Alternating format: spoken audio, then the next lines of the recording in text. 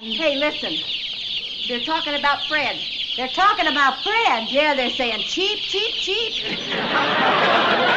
Welcome to MsMojo, and today we're counting down our picks for the top 20 I Love Lucy moments. Well, Mrs. Clupp, don't bother me. This is the best salad dressing I've ever eaten. For this list, we're ranking the most enduring, iconic, and downright hilarious moments from this classic sitcom. Did your favorite moment make the cut? Let us know in the comments. Number 20, Lucy and Ethel kick it. Even the most loving of married couples requires some time alone now and again. Lucy and Ethel decide to kick it in Palm Springs for this fourth season episode, away from Ricky and Fred. The impetus for this decision is typical for many longtime pairings: annoying personal habits. Is your coffee too hot? No. Then why are you stirring it? Lucy and Ethel's girls' trip is soon interrupted by guest star Rock Hudson, however, and they soon realize that they miss the men in their lives. Although Lucy's coffee stirring and Ethel's noisy eating are never canonically mentioned again, this humorous plot device and Hudson's star power make In Palm Springs a memorable outing. And finally, Adele couldn't stand it any longer, and she said, "Sam, just one more, and I'll leave you." And she did. Number 19, special guest star. I'm in Beverly Hills, and Lucy's in an awful mess. Never mind what else is new. The inclusion of Rock Hudson as the special guest star in our last entry wasn't just a fluke for the run of I Love Lucy. The beloved sitcom was actually no stranger to having high-profile Hollywood types making the rounds alongside Lucy, Ricky, and the gang. You know something, she's a very nice girl, but it's just that something happens to her when she gets close to a movie star. Yeah, I got you. The tour was no exception, this time guest starring Richard Widmark. Lucy is totally starstruck while on a typical Hollywood tour of the star's homes. That is the home of Mr. Richard Widmark. Richard Widmark? I'd like you to know that my husband is having lunch with Richard Widmark right this minute at Romanoff's. However, Lucy and Ethel accidentally wind up house crashing into the garden of Widmark's home, while Ricky just happens to be inside, of course. The physical comedy of the pair trying to escape sight unseen is predictably hilarious. Number 18, Smash It Up. If there's one thing we love, well, it's Lucy, but we also love Lucy's schemes. An agent! Of course that's what he needs. Somebody to go in there and tell them how good he is and how many other offers he's had. But Ricky hasn't got an agent. He has now. The fourth season episode, Ricky Needs an Agent, features more cockamamie Lucy shenanigans. This time when Mrs. Ricardo dresses up like a big-shot Hollywood agent in order to hopefully get Ricky better work at MGM. The plan, predictably, goes pear-shaped, with Lucy's efforts actually getting her husband released from his contract. I have great news for you. Yes? Yes, we have decided to release Ricky from his contract. Still, the couple's chemistry as Ricky is steamin' mad about the whole debacle is comedy gold. The sight of Desi Arnaz and Lucille Ball hamming it up, breaking props all over the studio set is a sight to behold. Number 17, Rough Night's Sleep. I'm gonna use these on you every Monday and then you can't get away from me. Oh, honey, you know I'm not trying to find ways to get away from you. The plot device to our next entry is simple, and maybe even cliche at this point. However, it was pure magic back in 1952 when the handcuffs first aired during the second season of I Love Lucy. Ricky and Lucy's 24 hours of being accidentally handcuffed together is actually referenced in Ricky Needs an Agent, although Lucy mistakenly remembers it as being 48 hours. Yeah, it's worse than when we were handcuffed together for 48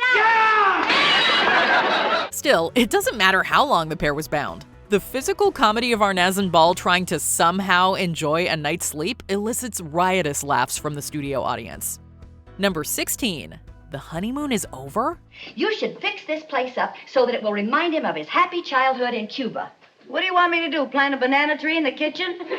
It didn't take long for I Love Lucy to debut some sitcom moments that would go on to be considered iconic.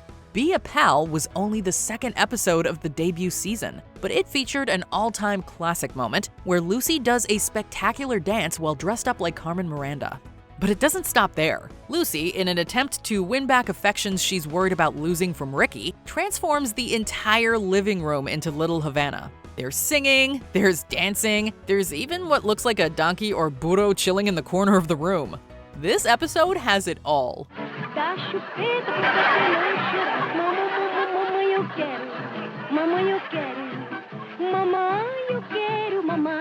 Number 15. Meeting the Man of Steel.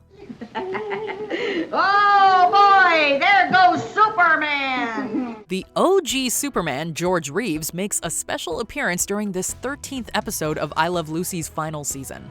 It's a memorable one too, and not just because Lucy and Superman features the Man of Steel. An attempt to book Reeves to appear at little Ricky's 5th birthday party falls through, so Lucy is forced to try and make things right by donning the cape and tights herself. Unfortunately, she gets stuck out on the ledge while attempting to make it from one apartment to the other. It's up to the real Superman to come in and save the day, and it's so cool to see these two old-school Hollywood titans on the same screen. How do you do? My name is Superman.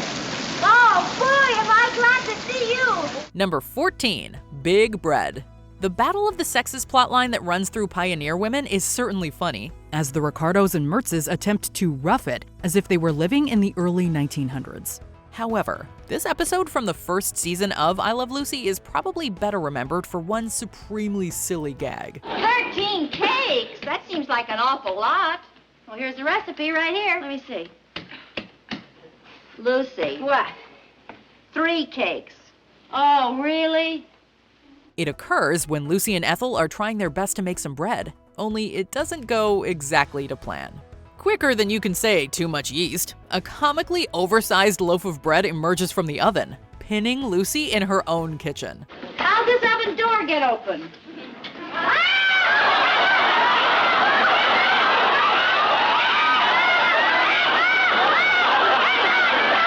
The laughs are then doubled as Ethel leaves, only to return with yet another hilariously large bread cutting device. Classic.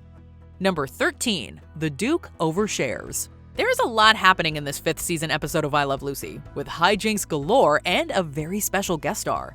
John Wayne appears as himself at the center of a story that's all about replacing the irreplaceable.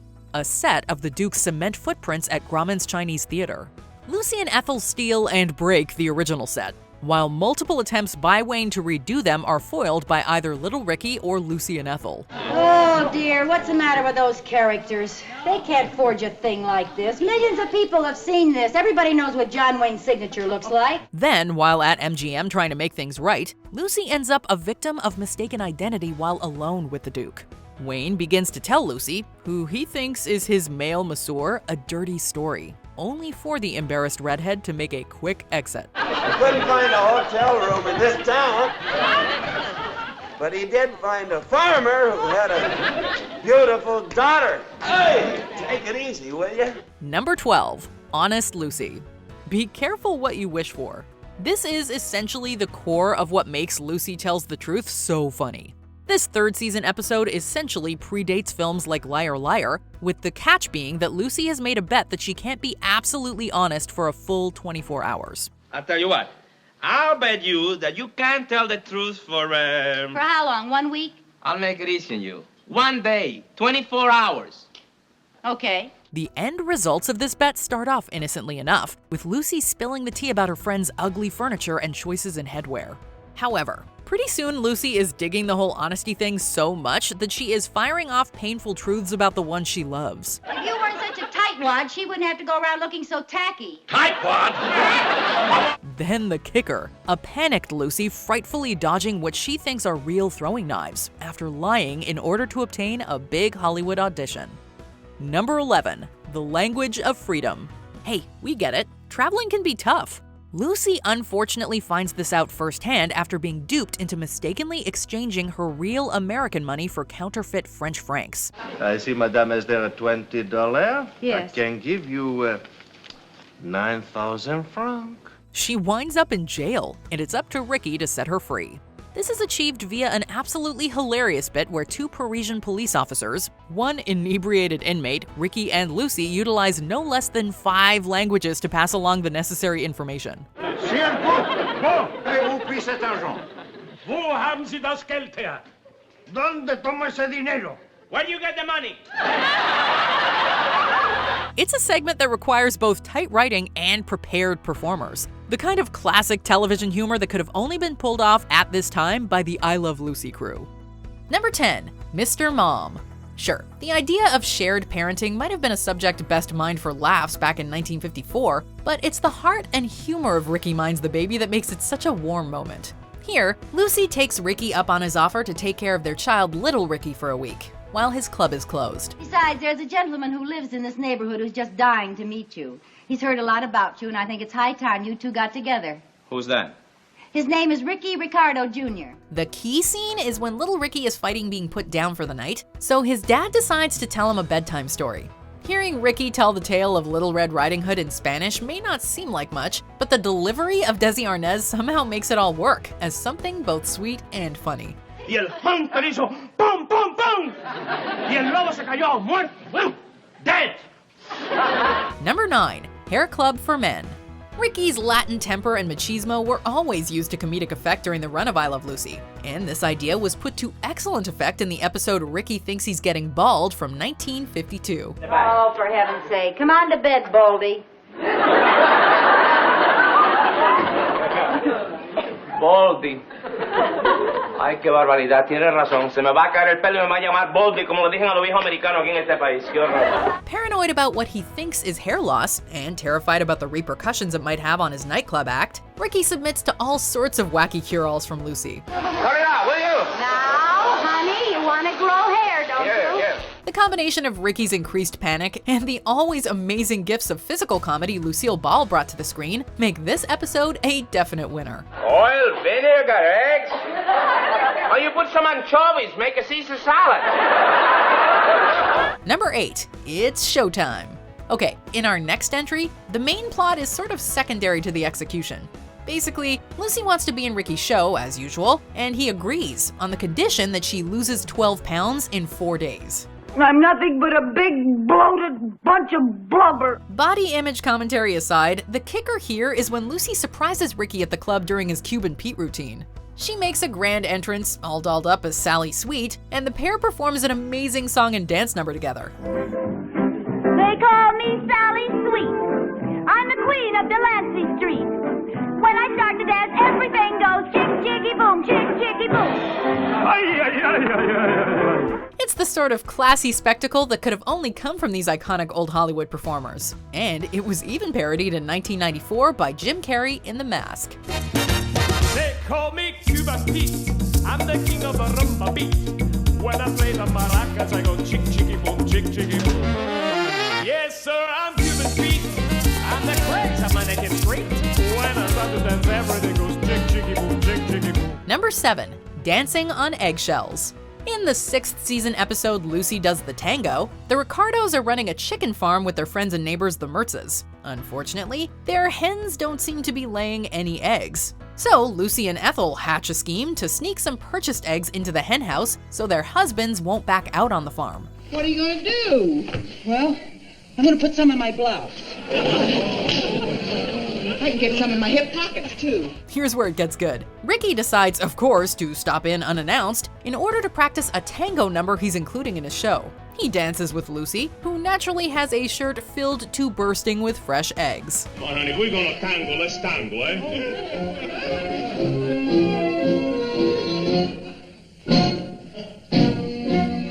The audience laughter at the end of this one must be heard to be believed.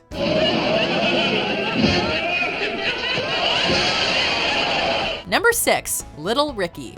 Art imitates life in our next entry, as the real-life pregnancy of Lucille Ball was written into her hit show, with predictably hilarious results. Go get a cab! I'll get the cab!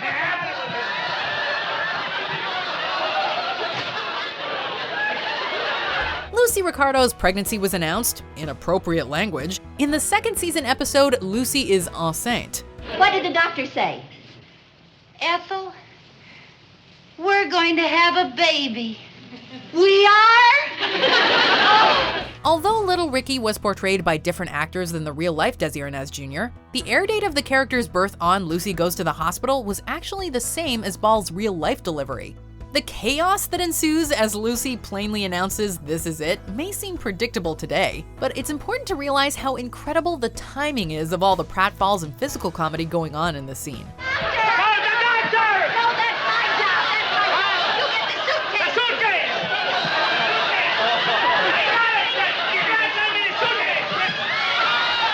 5. Liar, liar, nose on fire. Hey, we all get starstruck sometimes. There's Cary Grant. Wait.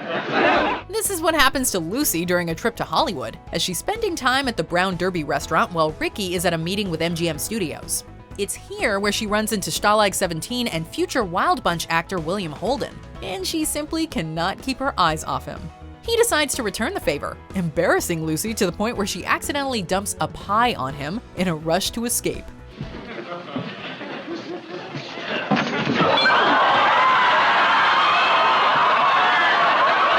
Later, Holden is invited back to Ricky's suite, where Lucy tries to disguise herself with a fake nose and glasses.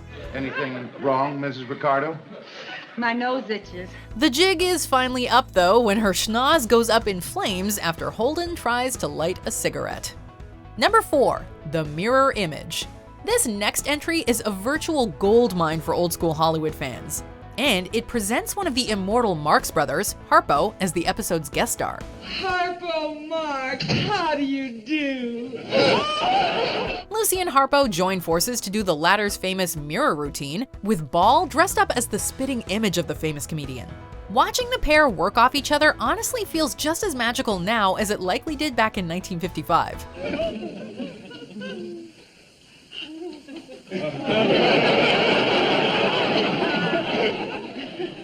The only difference is now we have the passing of time to truly appreciate how much hard work it took to get this amazing moment in the can.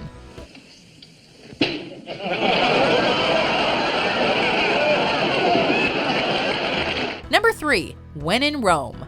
We're getting to the nitty-gritty here. The I Love Lucy moments that even the casual fan is likely to recognize.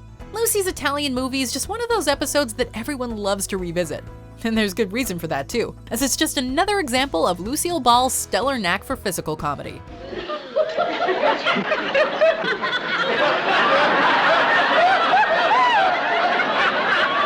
The plot is typically straightforward, as Lucy is asked to audition for an Italian film production titled Bitter Grapes. She decides to do some research for the role, mistakenly assuming that the film is about wine. What am I going to tell Ricky when he asks where you are? Tell him anything you want. I have nothing to hide. Tell him the truth. Okay, I'll tell him the truth. Don't you dare! The sight of Lucy fighting another woman as the pair are stomping out grapes to make wine the old-fashioned way never fails to get tons of laughs.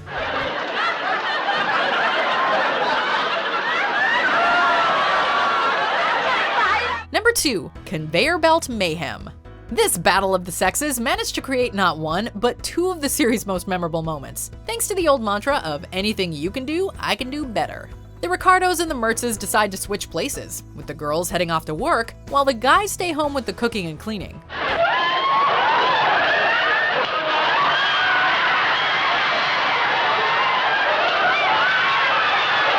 The end results went on to become comedy gold, as not only do Ricky and Fred nearly destroy the kitchen with their attempts at cooking, but Lucy and Ethel one-up them with shenanigans of their own. We're talking about the iconic conveyor belt sequence, where the ladies cannot keep up with all the chocolates they're supposed to wrap. Watch it right now. You will thank us.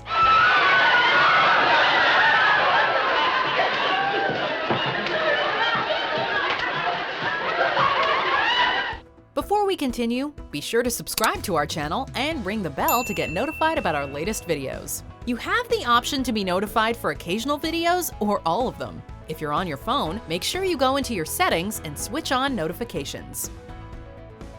Number 1. Drunk on the Job.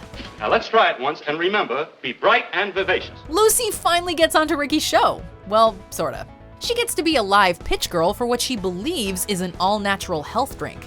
What she doesn't realize is that it's almost 0.25% alcohol. It's so tasty, too.